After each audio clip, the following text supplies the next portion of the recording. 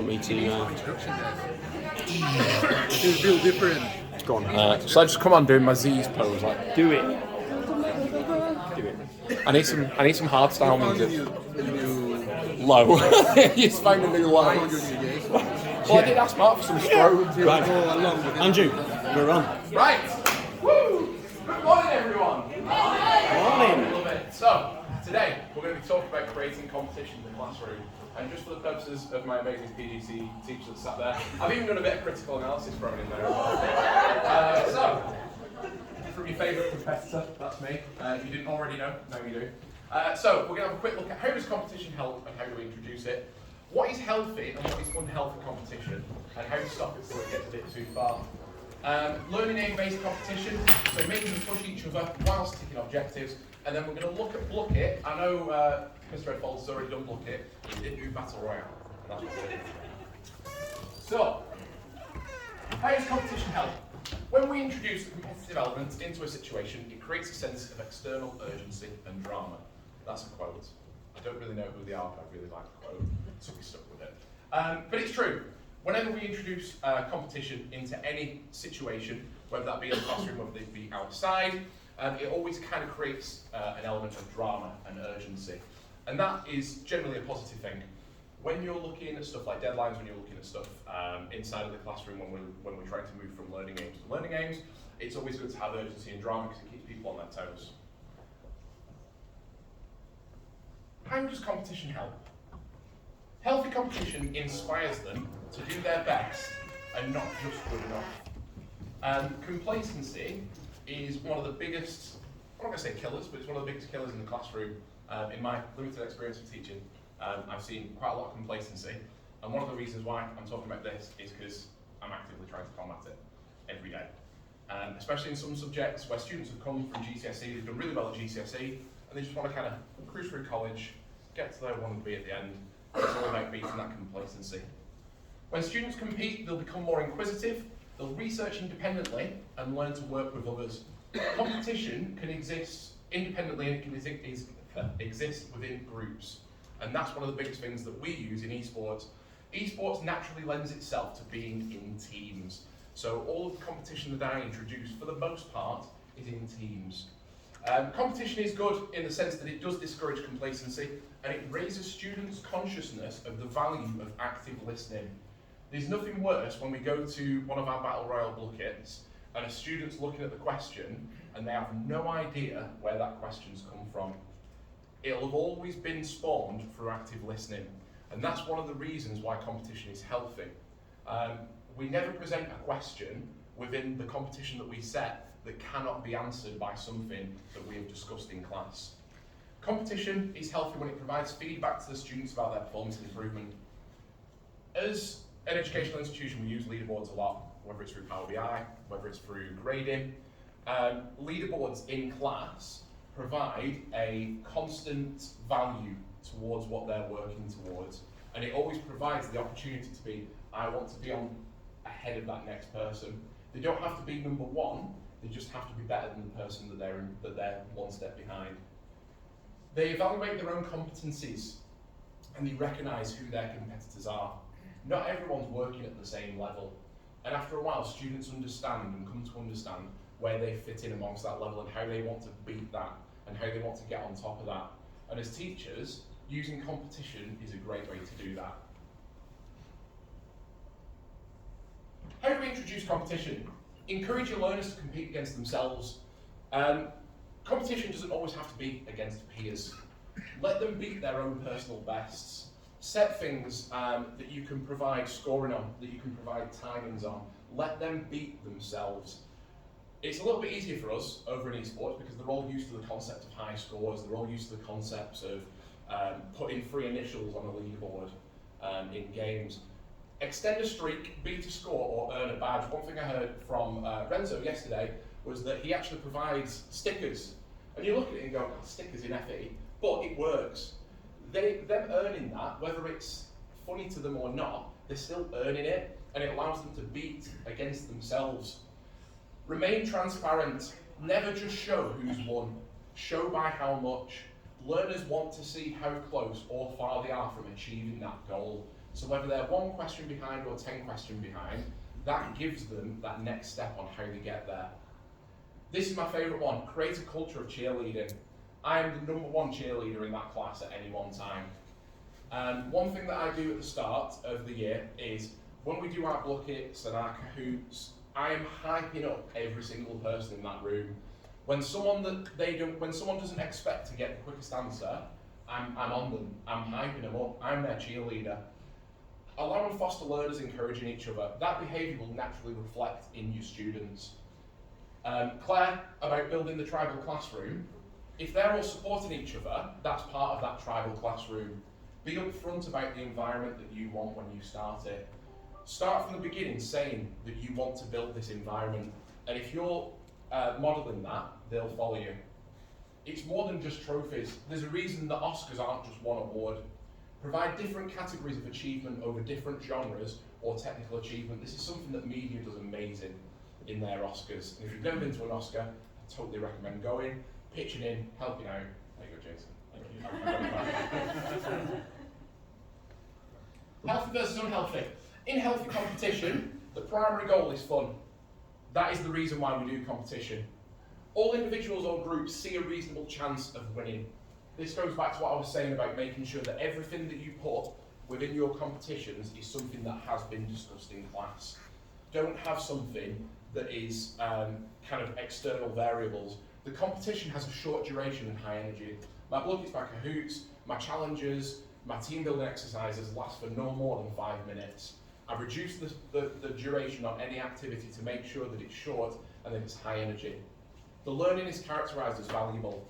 Always make sure that what you're doing is even just the tiniest bit subject relevant. It can be fun, it can be completely unrelated, but you need to make sure that there is some either industry knowledge in there or that there's some subject knowledge in there. They'll find that learning as valuable. When to stop it? If the competition starts feeling real, you need to start drawing it back. If they feel like that there's real world implications to this competition, other than a chocolate bar or a tiny little trophy you got off eBay for 40p, you need to start dialing it back. Competition implicitly or explicitly rewards the advantaged students. Some students come here with a larger background in their subject, and that's great. We need to make sure that we're not rewarding that in our competition, but still allowing them to succeed. Winners can use their victory as social or educational capital. That pretty much goes without saying. We want to make sure that when we're doing competition in classroom, that there is no grading for it. There is no social standing for it. And that ties in to making sure that it's short duration, high energy. If your competition's lasting all lesson, that starts increasing the social capital on it. And then the competitive goal is valuable. What I mean by this is that it has intrinsic value. Of course, the goal to win is valuable to them, but I'm talking about the actual reward. It can't be valuable. Unless it's something that you're looking at towards the end of the year that they've worked all year towards, competition in those short, high energy sections cannot be valuable. Cool. Learning aid-based competition. So these are stuff that I use at the moment. So number 1, I actually took from one of my first days here, where Claire said, calls home that are positive. I love that. I've started using that every Friday. I'll be doing it this afternoon. I rang 2 students' parents last week, Emily and Kieran. They came in on Monday, wanted more than ever to fight to keep doing that. They spent that weekend researching, and then Ed, during my observation, spoke to Kieran, and I've never seen someone so such a brand representative of Burnley College in that moment. And part of that is that phone call home on Friday last week made him an ambassador for Burnley College. His dad actually said to me when I was on the phone, he was feeling really bad about himself through the week. He felt like he hadn't achieved enough. And that phone call home, when in fact he had actually achieved enough, he was amazing all week, had fully boosted him. The AAA is the Awesome Answer Award. This can happen for anyone. A lot of our students in these awards are quite shy. They're quite anxious. They don't really want to be answering out loud. One of the things that I introduced is the Awesome Answer Award, and it's usually by Chupa Chup, mini Chupa Chup. So that's quotes from Heinlein for about 100 of them. If you give me a truly awesome answer, you get one. And that encourages people who wouldn't normally speak up, who know the answer and have a fantastic answer, to speak up. One of my students, Bailey, I had not heard him speak in the first 3 weeks. Could not get him to speak. And we came to a part in business where we were talking about competencies within business. And he reeled off this 40-second answer in front of the class. And then that ties back into students being a cheerleader. They were like, damn, that was really good, Bailey. And they turned around to each other and was like, wow, that's really good. Bailey feels up here now. And that's creating competition. He created that competition against himself. He wasn't competing against anyone else for that award. He was competing against himself, against his own anxieties, against his social anxiety. And use it as a stretch. Competition amongst your top students is intrinsic. You will all have a top 3 or 4 students. That's just how it goes. They will naturally compete within themselves. They'll identify themselves out of your group. Use competition as a stretch within them. I'm yet to master that, and it's something that I'm actively working on right now. So if anyone at any point has some ideas on how we can do that, please come see me. I'm in the blacked out room with the neon lights above it. Blucket Battle Royale. So, I know I've already done a piece on Blucket, I've only got 5 minutes left, so I'm going to boot this up really quick. We've done a little staff guess who, so, please join, use your real name. There is no reward today because you've already got free coffee. Can you, And a pan of chocolate. Andrew, you can use the chocolate bar. I'll get you. Oh yeah, do you know what? Yeah, the winner gets the chocolate bar because I'm on a diet. I'm going to a wedding next week, so I need to fit into my suit still. Get joining. We've only got a couple of minutes. I've set the lives to free. Now, the reason why I use Battle Royale while you join, I'll give you a little piece. Battle Royale gamifies the idea of in-game class competition. You are 1 versus 1 against a different opponent in your classroom at any one time. When it comes to the last round, everyone will see that battle going on. Everyone will live action see that battle between the last 2 students going on. You will get your students cheerleading for their friend, their co-worker, their peer. I will give you another 30 seconds to join. If you're not in, I'm really sorry, but we've, I can see Dave giving me the eyes. No, it's fine.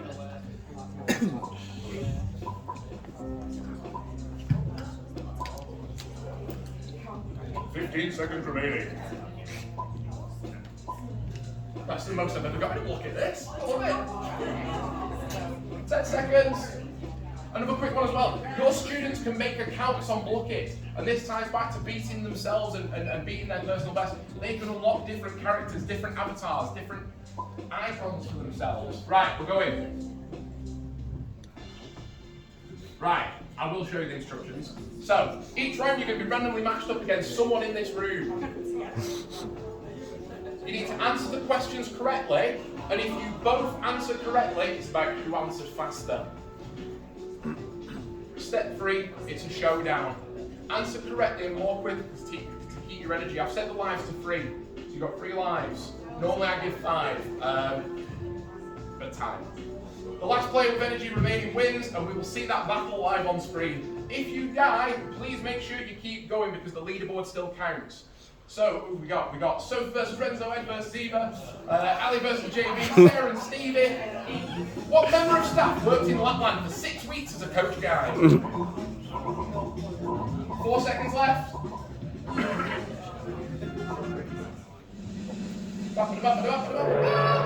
Poppy here. Woo, there's your favourite Lapland coach guide. Sat right there. We both got it wrong. Who did we get? Oh, Jason Frost, I thought you'd know that. You've been here long enough. Here we go. See who you've got. Stare at them across the room. Psych them out. Why not against 2 people? What member of staff plays the euphonium?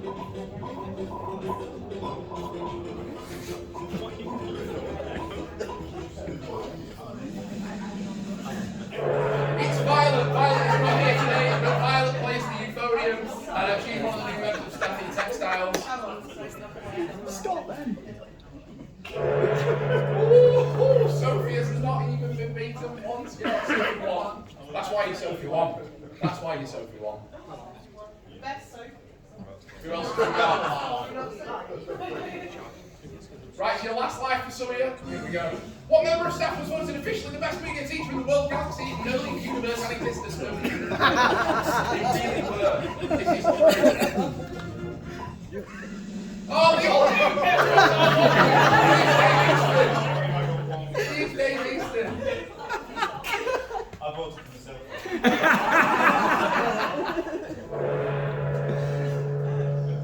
There we go. Sophie once finally lost a life. Ed with 2 lives remaining still. It's definitely cheating. Definitely got some bullshit hacks.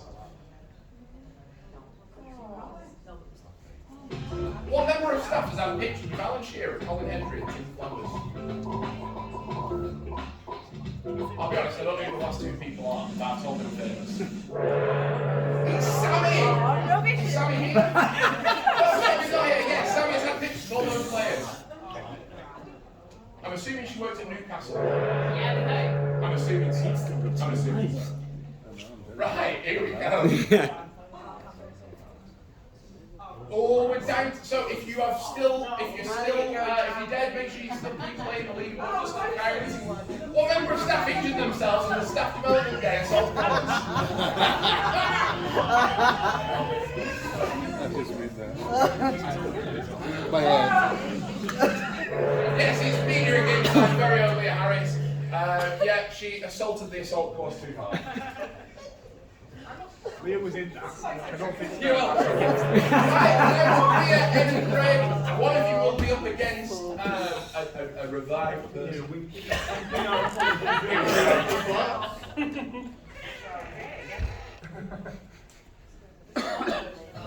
What member of staff played Gromit from Wallace and Gromit in the West End? Incredible that you can play Gromit in the West End because you literally move your eyebrows. That must be the world's easiest job. It is Russ Lane. It is Russ Lane. Our favourite Gromit. There he is.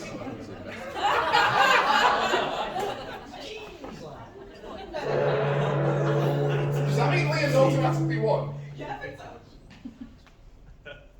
I'll be that fun. Yes, Leah is automatically won.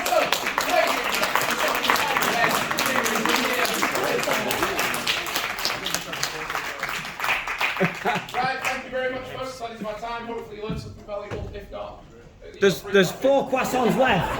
Quick, get in. 4 croissants left.